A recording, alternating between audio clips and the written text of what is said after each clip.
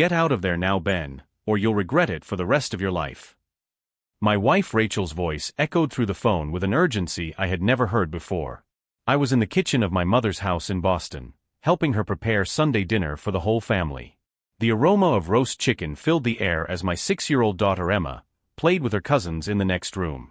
It was a quiet fall afternoon, just like dozens of others we had spent there. "Rachel, what are you talking about?" I asked, lowering my voice so as not to alarm my mother. "We're just having family dinner like we always do." "I don't care what you're doing. Get Emma and come home immediately. Don't ask any questions, just obey." My name is Ben, I'm 32 years old, and in 8 years of marriage I had never heard my wife use that tone with me. Rachel had always been controlling, but this was different. There was something close to panic in her voice, mixed with an authority that made me feel like a child being scolded. "Ben, honey, is everything okay?" my mother asked, noticing my confused expression as I held the phone away from my ear. Rachel was yelling something about not trusting anyone in my family, that they were trying to manipulate me against her. Words that made no sense, considering she had always had a cordial relationship with all of them.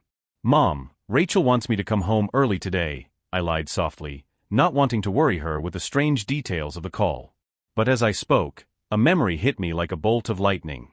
Last week, Rachel had become visibly nervous when I mentioned that my brother David, who works as a private investigator, would be attending tonight's dinner. At the time, I had thought it was just her usual dislike of large family gatherings, but now, Ben, are you still there?" Rachel's voice brought my attention back to the phone. "I'm here. But Rachel, you need to explain what's going on. You're scaring me." "There's no time for explanations. Just trust me and get out of there before it's too late." Her tone changed to something almost pleading, as if she was desperate.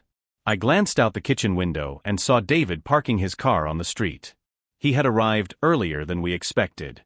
"Is Rachel okay?" my mother asked again, this time more insistently. I nodded vaguely, but my mind was racing. Why was Rachel so desperate to get me out of here just when David was arriving? And why did she seem so afraid of me talking to my own family? "Okay, Rachel. I'm going to pick up Emma and we'll head home." "Thank you," she sighed with relief. "And Ben? Don't mention our conversation to anyone. Promise." The line went dead before I could answer. I put the phone in my pocket, but my mind was still processing the strange details. Rachel had always been secretive about her past, but lately she had become almost paranoid about privacy. Constant password changes on her phone, whispered conversations that stopped when I entered the room, and now this extreme reaction to my brother's presence. I went to the living room to get Emma, who was building a Lego castle with her 5- and 7-year-old cousins. Her innocent laughter contrasted sharply with the tension I felt building in my chest. "Emma, honey, we need to head home a little early today." "Oh, Daddy, can I stay a little longer? I'm not done with my castle yet." I looked at my daughter, so happy and carefree, and a wave of protectiveness washed over me. Whatever Rachel was hiding, I needed to find out, not just for myself, but for Emma too. "Okay, 15 more minutes," I decided, directly contradicting my wife's orders. It was a small decision, but it felt like the first step towards something much bigger. As I watched Emma play, one question echoed in my mind. If Rachel had nothing to hide, why was she so desperate to keep me away from David? If you're enjoying this story and want to find out what dark secrets Rachel was hiding, don't forget to subscribe to the channel. Because what I would discover in the next 15 minutes would change not only my marriage, but my entire understanding of who I had really married. David knocked on the front door exactly 3 minutes after the 15 I had promised Emma. His expression was more serious than usual for a Sunday dinner, and he was carrying a brown leather briefcase that I recognized from his most complex cases. "Ben, we need to talk," he said, hugging our mother briefly before pulling me aside. "It's about Rachel." My stomach dropped. "What did you find out?" "Remember when you asked me to run a background check on her a few months ago? When you guys were arguing about Emma going to that expensive private school?" I had completely forgotten about that. Rachel had been insisting on enrolling Emma in a school that would cost nearly $40,000 a year, but she always avoided explaining how we could afford it.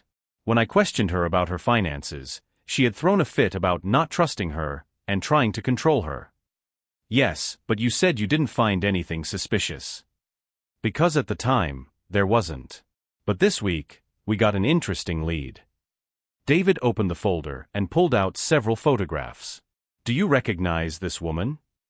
It was Rachel, but with platinum blonde hair and sunglasses, entering an elegant building in downtown Boston. The date in the lower right corner showed that the photo had been taken last Tuesday, when she said she was visiting her sick mother in Providence. Ben, your wife wasn't taking care of her mother. She was meeting with a divorce lawyer, one of the most expensive in town. My vision blurred for a moment. Divorce? But why? We're not having serious problems. Apparently, she is. And there's more. David showed me a second photo. This is the parking lot of the same building, 2 hours later.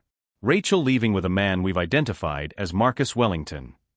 The name was familiar, but I couldn't place it. Ben, Marcus Wellington is the ex-husband of your co-worker, Sarah Chun. Remember when Sarah went through that horrible divorce last year? Where she lost custody of her children and almost her entire family inheritance. The memory hit me like a punch. Sarah had come to work crying several times, telling me how her ex-husband had manipulated the legal system against her. How he had planted false evidence, bribed witnesses, and turned every aspect of her life into a weapon against her in court. Rachel has known Marcus for at least 6 months, David continued. There are records of regular meetings, bank transfers, and most worryingly, she has opened accounts at different banks using her maiden name. Accounts you don't know about. My mother appeared in the kitchen doorway. Boys, dinner's almost ready. Where's Emma? She's playing in the living room, Mom. Give us a few more minutes. When she left, David showed me a third photograph. Rachel and Marcus in a restaurant, documents spread out on the table between them. She was smiling in a way I hadn't seen in months. Ben, based on patterns we've seen in other cases, we believe Rachel is implementing what we call a strategic divorce. She's been building a case against you for months, possibly years. The fights about money, the paranoia about your family, the accusations that were manipulative, all of it is being documented and distorted to paint you as a controlling husband. But that doesn't make sense. I've never been controlling. I've always let her make her own decisions. Exactly. And that's why it works. She's rewriting your history together, creating a fictional pattern of emotional abuse.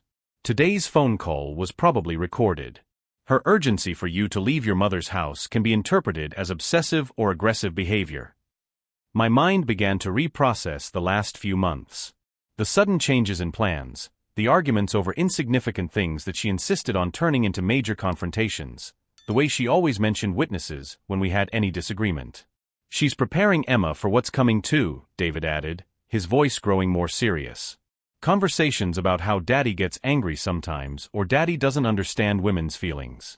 Little seeds that, in a legal context, can be presented as evidence of a toxic environment. I sat down heavily in a kitchen chair. How long does she have? Based on patterns, I'd say she'll file within 2 to 4 weeks. Probably after some incident she'll create herself to justify a temporary restraining order. Restraining order? Ben, you need to understand. She's not just planning to divorce you. She's planning to destroy you. Full custody of Emma, maximum alimony, disproportionate division of assets, and her reputation completely ruined in the community. I grabbed my phone and looked at my unread messages. 3 missed calls from Rachel in the last 20 minutes, each more urgent than the last. She knows you're here, I realized. That's why she's so desperate. She found out you were investigating. It's likely. Marcus Wellington has connections in the department. It wouldn't have been hard for them to find out I was asking questions. Emma appeared in the kitchen doorway, her eyes wide and curious. Daddy, why do you look sad? And why did Uncle David bring work to dinner? I forced a smile. Don't worry, sweetheart. Just boring adult talk. But as she returned to her toys, David showed me one last photograph. Rachel and Marcus in front of a house I'd never seen before. A house with a yard where Emma could play, a pool in the back, and a patio perfect for family barbecues. Ben, she's not just planning to leave you. She's planning to replace you. The phone vibrated again. This time, it was a text message from Rachel. Ben, if you don't come home now, I'm coming to pick up Emma myself. Don't make me do this. I showed the message to David. He shook his head gravely. That's the first documented threat. If you don't respond immediately, she'll escalate to the next level. And if you respond defensively or questioningly, she'll interpret that as aggression. So I'm stuck. No. You're informed. And information is power. David closed the folder and looked me straight in the eye. Ben, you have a choice to make right now. You can go home, continue being the naive husband she needs you to be for a few more weeks, and then be caught completely off guard when she destroys your life. Or you can start playing a game you didn't even know was happening. My phone rang again. Rachel was calling. David motioned for me not to answer. Every decision you make from this moment on will be used against you or for you. There is no middle ground. She has turned your marriage into a strategic battlefield. The question is, are you going to remain a target, or are you going to become a player? I glanced out the kitchen window, where Emma was playing innocently in Grandma's garden, completely oblivious to the fact that her family life was being systematically dismantled by her own mother. The phone stopped ringing. Then it started again. I'll get it, I decided. But this time, I'm going to start paying attention to every word she says. David smiled for the first time since he arrived. Now you're thinking like an investigator. But what I didn't know yet was that Rachel had started playing this game long before I even knew it existed. And her next moves would be more devastating than anything David and I could have imagined. I answered the phone with a calmness I didn't feel. Hi, Rachel. Sorry, I was helping my mom with dinner. Ben, for God's sake, where have you been? I've been calling for 20 minutes. Her voice was laced with a hysteria I now recognized as calculated. You need to come home right now. Emma has a fever and she's asking for you. I looked out the window, where Emma was happily playing in the garden with her cousins, clearly healthy and radiant. Emma has a fever? She looks fine here. Fine? Ben, our daughter is sick and you're questioning my word? What kind of father are you? David was listening to everything, shaking his head with an expression of recognition. He gestured for me to put the phone on speaker. Rachel, I'll finish helping my mother and then we'll be back. It should be around 7. No. You guys are coming now or I'm coming over there to get Emma myself. And it won't be pretty, Ben. Don't make me make a scene in front of your family. The threat was clear. She would come over, make a scene, and then use that as evidence that I had put Emma in a traumatic situation. All right, Rachel. We're on our way. And Ben? Don't mention our conversation to anyone. I don't want Emma to worry. I hung up the phone, and David immediately began. She's escalating. Fake illness from the child, threats of public confrontation, isolation from the family. That's straight out of the playbook. Playbook. Basic psychological manipulation. She's testing how far she can push you, documenting your reactions for future use. I went to get Emma, who protested vigorously about having to leave her playdate. But Daddy, I don't want to go yet. Grandma said we could bake cookies after dinner. I know, sweetie. But Mommy's worried about you. Worried? Why? David approached discreetly. Emma, have you been talking to Mom about the weekends here at Grandma's house? Aha. She always asks if you talk about her when she's not here. My stomach sank. And what do you say? I say you never talk about her. But she says that's impossible, that adults always talk about each other. Emma paused. Daddy, why does Mommy always get sad when I tell her I had fun here? David and I exchanged meaningful glances. Rachel was planting seeds of paranoia and family conflict in the head of a 6-year-old. Emma, can you help me with something? I asked, kneeling down to her level. When we get home, pay attention to whether Mom really seems worried about you being sick, or if she seems more worried about other things. Like a game. Exactly. Like an observation game. As I put Emma in the car, David pulled me aside. Ben, you need to understand that this is going to get much worse before it gets better. Rachel will interpret any resistance from you as hostility. She'll provoke fights, create drama, and then use your reaction as evidence against you. So what do I do? Document everything.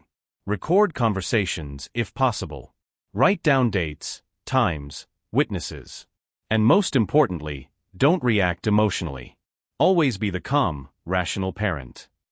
What if she really tries to take Emma away from me? Then you'll be prepared. Because unlike you, she doesn't know you've figured out her game.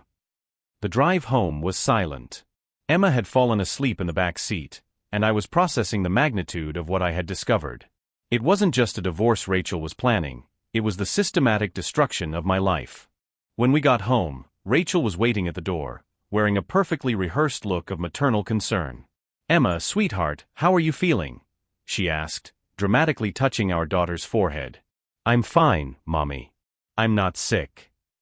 For a split second, Rachel's mask slipped. I saw a flash of irritation before she regained her composure. "Sometimes children don't realize when they're getting sick," she said, shooting me an accusatory look. "You should have brought her home earlier. She seems perfectly healthy to me." Of course she does. You never pay attention to the details when it comes to our daughter. There it was. The first documented provocation.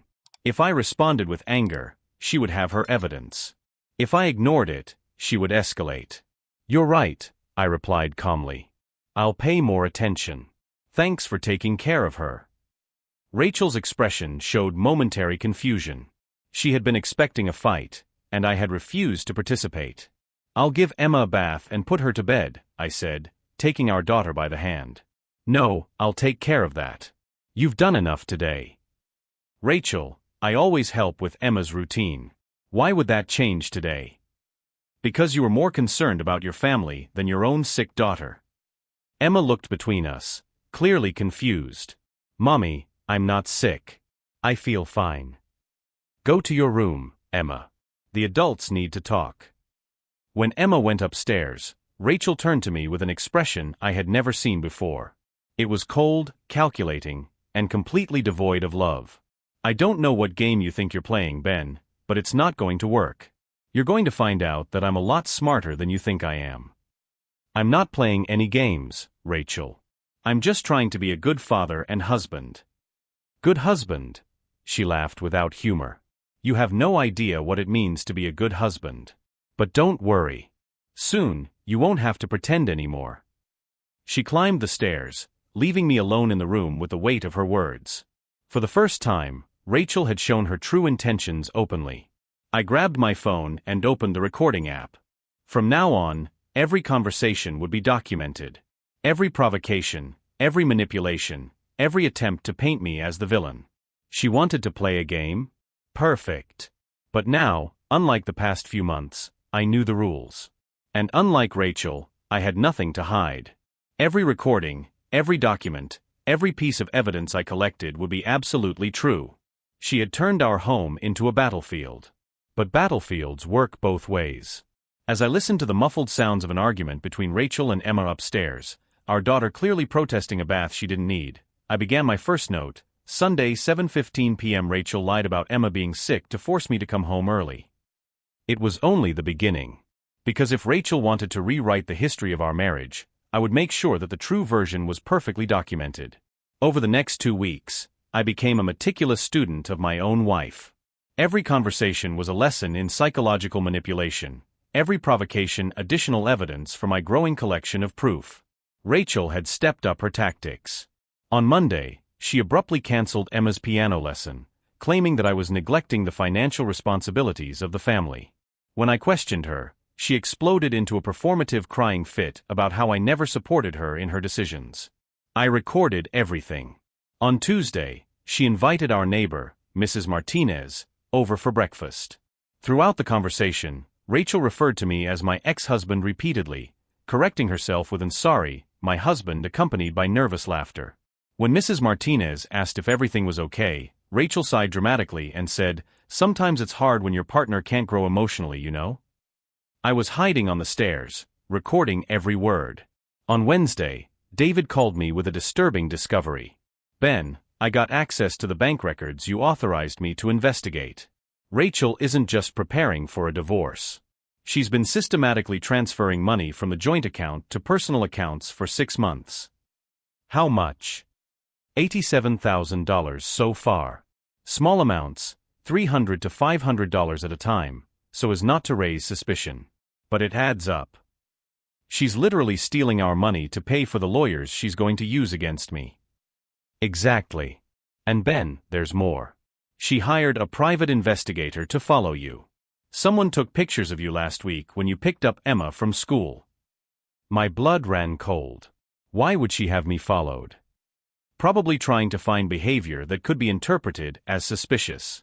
Maybe even provoke situations where you appear unstable or aggressive. That night, I tested a theory. When Rachel came home from work, I casually mentioned that I was thinking of going out with some friends on Friday. Friends? She asked, her voice instantly heavy with suspicion. What friends? You don't have any friends, Ben. Of course I do. Tom from the office, and maybe I'll invite the guys from the gym. You're lying to me. Her voice rose several octaves. You're planning to cheat on me, aren't you? That's why you suddenly need time with friends. Rachel, Don't lie to me, she shouted, slamming her hand down on the table so hard that Emma appeared in the kitchen doorway, her eyes wide with fear. Why is Mommy yelling? Emma whispered. Go to your room, Emma, Rachel ordered, not even looking at our daughter. The adults are talking. Actually, Emma, come here, I said calmly, holding out my arms. There's nothing to be afraid of. Mommy and Daddy are just talking about plans for the weekend. Emma ran into my arms, and I felt Rachel's glare on me. Don't use our daughter as an emotional shield, Ben. I'm not using anyone as a shield. I'm being a present father when our daughter is scared. You're trying to make me look like the villain in front of her. And there it was. The accusation she would use later, that I was manipulating Emma against her. Except this time, I had left my phone recording on the kitchen counter. Rachel noticed my calmness, and it made her even angrier. You've changed, Ben. You've been different these past few weeks. Colder. More calculating. Maybe I'm just paying more attention. Attention to what? The patterns. She was quiet for a moment, clearly processing what I had said. What patterns? Nothing specific. Just patterns. That night, after Emma went to bed, Rachel tried a different approach. She came into the bedroom wearing her red silk nightgown, the one she used to wear when she wanted me to forget about a fight. Ben, I'm sorry about earlier. I was stressed out about work and took it out on you. It's okay, Rachel. It's not. I know it's not. She sat down on the bed next to me. Maybe we should talk about our problems. Maybe even go to couples counseling. It was an obvious trap. Couples therapy would be yet another arena where she could build her narrative that I was the problem. Another professional who would listen to her rehearsed version of the facts. Do you think it would be helpful? I think we could benefit from an outside perspective. Someone who can help us understand where we're going wrong. Where are we going wrong? Well, she hesitated, I feel like you've been distant lately. Less communicative. Sometimes I feel like you're hiding something from me. The irony was striking. The person who had been secretly plotting my destruction for months was accusing me of keeping secrets. If you want to make an appointment, I'll go, I finally said. Really? She seemed genuinely surprised. Sure. It might actually be helpful. What Rachel didn't know was that David had put me in touch with a therapist who had experience with cases of psychological manipulation. Dr. Patricia Williams had worked with victims of emotional abuse for 15 years, and more importantly, she knew how to recognize the tactics Rachel was using. If you're really committed to this, Ben, I need to tell you something, Rachel continued. I've been worried about you lately. Your temper, your paranoia about my family, the way you treat Emma when you're frustrated. My temper. You've been more aggressive. More controlling. Yesterday, when Emma spilled juice on the table, you got visibly angry. That wasn't true. Emma had spilled juice, and I had simply grabbed a paper towel to clean it up.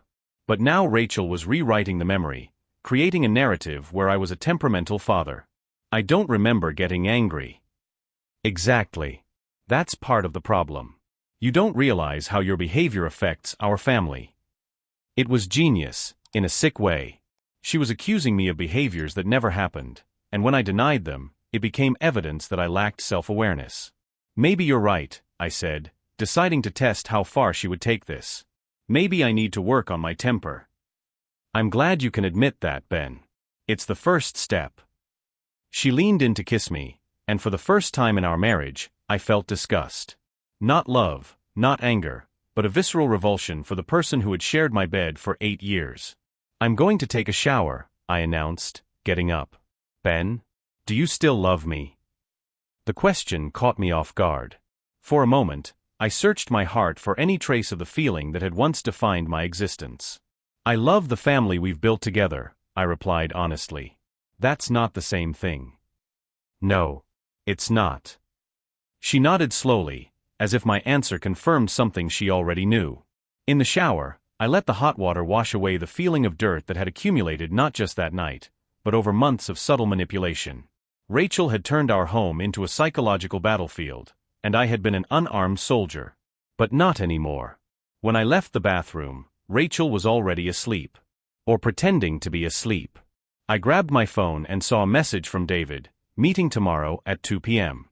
I have more information about Marcus Wellington. You won't believe what I found out. If you've been following this story of betrayal and manipulation, and want to find out what devastating secrets David had uncovered about the man who was helping Rachel destroy me, don't forget to subscribe to the channel. I put my phone on silent and lay down on the bed, keeping as much distance from Rachel as possible. My mind was racing with possibilities, but one thing was clear: the war Rachel had started was about to have its first real battle. And this time, I would be armed. The meeting with David the following afternoon changed everything. He had discovered something that even I couldn't have imagined.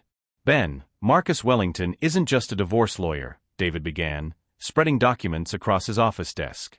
He's a criminal. What do you mean? Remember when I told you he destroyed Sarah Chen in her divorce? Well, he didn't just use questionable legal tactics. He literally planted false evidence, including drugs in her car and compromising photographs on her computer. My blood ran cold. That's illegal. Completely. Sarah never knew, but we have evidence that Marcus bribes private investigators to fabricate evidence. He's had this scheme going for years. David held up a photo. This is Jake Morrison, a private investigator who works for Marcus. He was arrested last week for trespassing and document forgery. And what does this have to do with Rachel? Morrison confessed everything in exchange for a deal. He admitted that Marcus hired him to sabotage you. Ben, remember the flat tires on Sunday? It wasn't teenagers. It was Morrison, following Marcus's orders. The realization hit me like a bolt of lightning. They're planting evidence against me. Exactly. And there's more. Morrison said Marcus and Rachel planned to drug you during a staged fight, then call the police claiming domestic violence. With you under the influence, it would be impossible to prove your innocence. I felt nauseous. When? Tonight. Rachel will provoke an argument about Emma, drug your drink, and then call the police saying you threatened her physically. I grabbed my phone. I need to cancel my plans to go home. No. You're going home, but armed with information they don't know you have. David smiled. Morrison agreed to wear a microphone and record his conversation with Rachel this afternoon. We'll have her admitting the entire plan.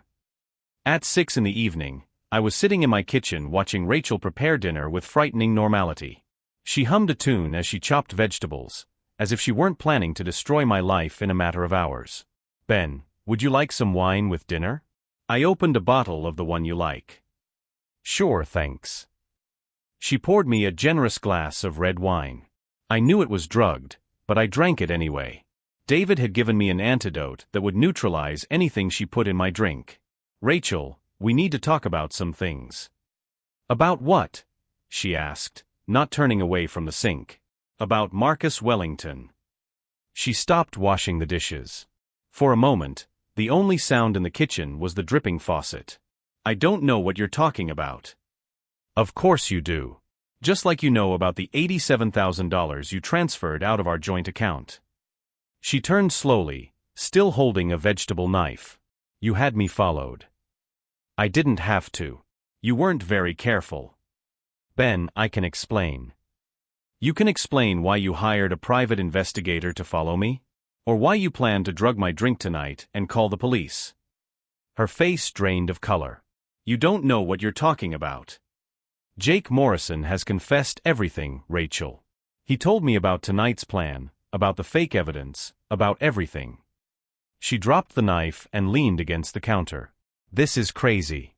You're paranoid. I am?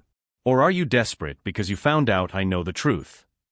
Rachel tried to regain her composure. Ben, you're acting very strange. Maybe we should call someone to help. Good idea. Let's call someone.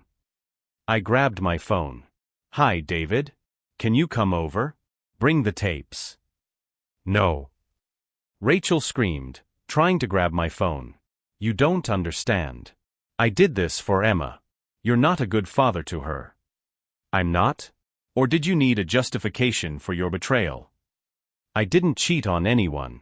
You neglected me for years. Always working, always with your family, never with me. So you decided to systematically destroy me? I decided to protect myself, she shouted. To protect my daughter from a man who never put his family first. Emma appeared in the kitchen doorway, her eyes wide. Why are you shouting? Rachel immediately changed her tone. Emma, honey, Daddy's being very mean to me. Can you go to your room? No, Emma. Stay here. I knelt down in front of my daughter. Mommy and Daddy are having an important grown-up conversation. But you don't need to be afraid. Don't use our daughter against me, Rachel hissed. I'm not using anyone against you. I'm just being honest. The doorbell rang. David had arrived with the tapes and, more importantly, with 2 police officers who were investigating Marcus Wellington's scheme. Rachel Johnson, you're under arrest for conspiracy to commit fraud and falsification of evidence, one of the officers announced as he entered the kitchen. Rachel looked at me with an expression I would never forget. It wasn't anger or despair. It was the cold realization that she had lost completely. You knew, she whispered. Since Sunday you knew. I knew something was wrong. It took me a while to figure out how wrong. As they cuffed Rachel, she looked at Emma, who was clinging to my legs. Emma, remember what Mommy always said? That sometimes Daddy gets angry. Daddy isn't angry, Mommy. He's sad. And for the first time in months, I saw Rachel truly surprised. My 6-year-old daughter had seen through all the manipulation. Ben, Rachel said as they led her to the door, this isn't over. Yes, it is, I replied calmly. It's over. But what she didn't know was that her full confession had been recorded by the police. And that Marcus Wellington was already being arrested at that very moment, in his elegant office in downtown Boston. The game she had started would finally come to an end. But not the way she had planned. 6 months later, I was sitting on the park bench where Emma and I had our Sunday picnics, watching my daughter play on the playground with a lightness I hadn't seen in a long time. Rachel was sentenced to 3 years in prison for conspiracy, fraud, and falsification of evidence. Marcus Wellington received 5 years, with his license to practice law permanently revoked. Their scheme had destroyed at least 12 families over the course of 4 years. Daddy, look how high I can swing. Emma shouted, her brown hair flying in the wind. I see you, princess. You're flying. David approached with 2 coffees and sat down next to me.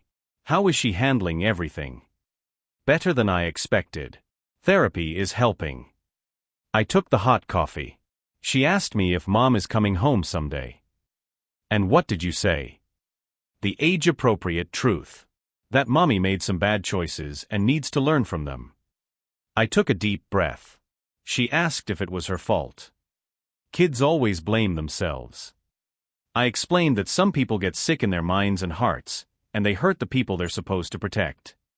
I paused, watching Emma make friends with another child.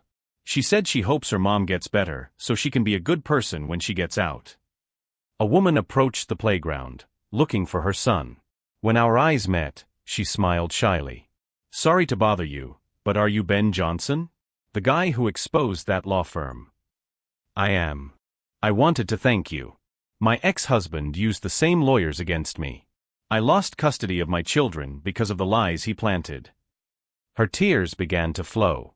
But with the evidence you uncovered, I was able to prove my innocence. My children came home last week. What's your name? Sarah. Sarah Chun. My heart raced. It was the coworker whose case had alerted us to Marcus Wellington. "Sarah, I'd like you to meet my brother David. He's starting a consulting firm and is looking for experienced professionals." That night, after putting Emma to bed, I sat down at my desk and opened my laptop. I had decided to write a guide on the signs of psychological manipulation in relationships. My phone vibrated. It was a message from Rachel in prison. "Ben, I know I don't have the right, but I need to apologize. The therapy here has helped me understand that I was repeating patterns from my childhood. My mother taught me that men were the enemy. Can you tell Emma that I love her?" I took a deep breath before replying, "She knows you love her, Rachel. And she still has hope that you'll become a better person." Emma appeared at the office door. "Was that Mom?" "Yes." "Is she better?" "She's trying." Emma nodded with impressive maturity. "Can I write her a letter? I want to tell her that I still love her, but that I'm glad you protected me." I hugged my daughter, realizing that she had learned the most important lesson, that loving someone does not mean accepting destructive behavior. 3 months later, the story appeared on the front page of the Boston Herald. "Single Dad Exposes Scheme That Destroyed Families." The article included resources for victims of psychological manipulation and helpline numbers. Today, Emma plays piano on Sunday mornings, we have picnics in the park, and our house is filled with laughter. David married Sarah last year, and they are the most loving aunt and uncle Emma could have. The last time I visited my father's grave, I took Emma with me. She placed flowers she had picked from the garden and said, "Grandpa, thank you for teaching Dad to be strong, but also kind." At that moment, I realized that the real victory wasn't in Rachel's downfall, but in protecting Emma and building a new life based on honesty and unconditional love. If you are facing psychological manipulation or know someone who is, know that there is hope. There are resources available and people willing to help. Don't forget to subscribe to the channel for more stories of overcoming and transformation. When people ask me how I found the strength to face everything, I just point to Emma playing in the garden and say, when you have something so precious to protect, you discover that you are much stronger than you ever imagined.